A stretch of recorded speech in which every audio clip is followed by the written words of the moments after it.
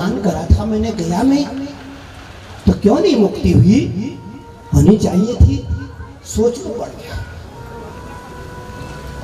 और कभी कभी मेरी माताओं, पिंडदान से आदमी को मुक्ति नहीं मिलती। एक बार आज से 7 वर्ष पहले मैं बद्रीनारायण गया हुआ था, तो मेरे साथ में प्रतापगढ़ एक जगह है यूपी में, वहाँ के एक सिंह साहब भी थे, पूरे परिवार के साथ में वो गए थे।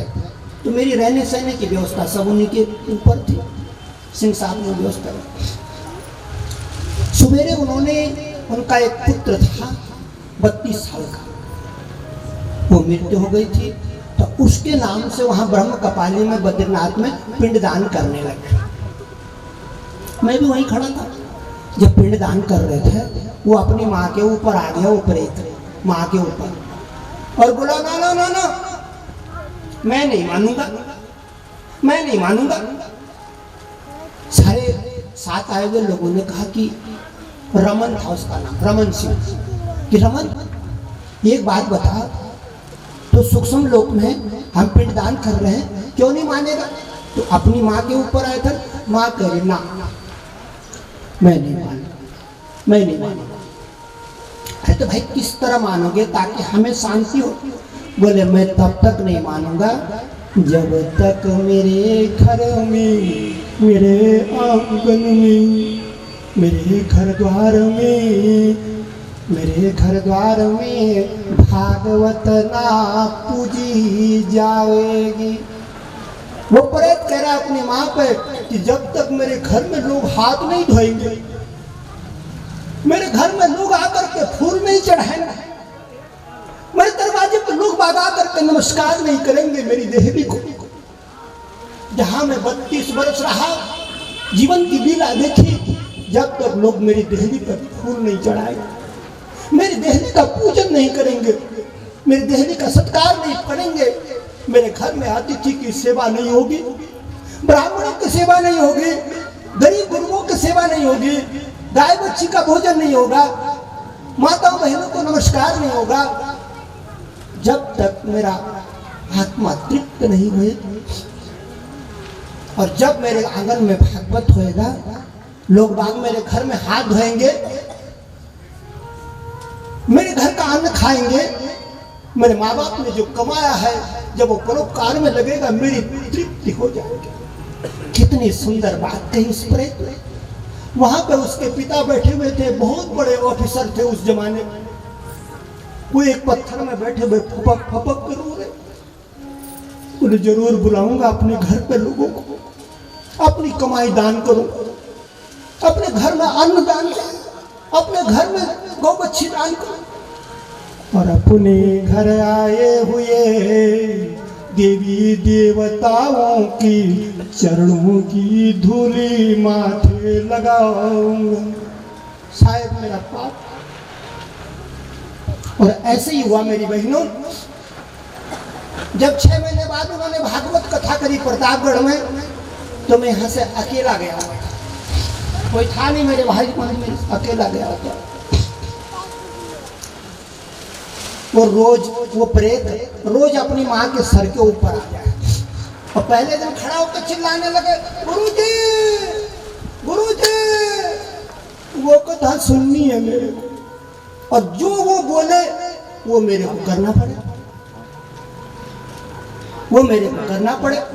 7वें दिन फिर माँ के ऊपर आ गया, और माँ के ऊपर आकर के बोला, लोगों ने पूछा रमन सच सच बताना, इस भागवत कथा से तेरी तृप्ति हुई? 7वें दिन आकर के माँ के ऊपर आया और नाचने लग गया, हंसने लग गया। हंसते हंसते कह रहा है, सब दुख धुल गया, सब पाप धुल गया, अब ना आऊंगा सताने प्रेत बन करके अपनी अम्मा को सताने नहीं आऊंगा।